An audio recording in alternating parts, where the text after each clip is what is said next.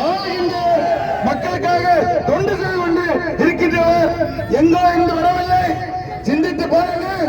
இதற்கு முன்பாக 10 ஆண்டுகள் ஒருவருக்கு நாம் வாக்களித்தோம். என்ன ஆனது? 5 ஆண்டு சட்டமன்ற உறுப்பினர், 5 ஆண்டு அமைச்சர்.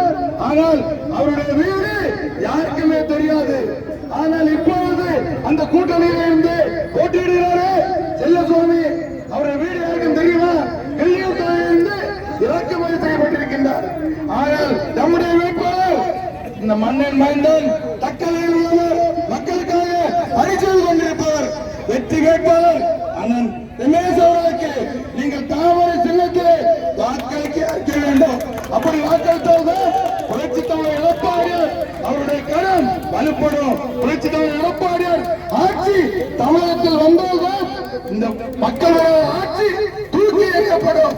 புரட்சி தலைவர்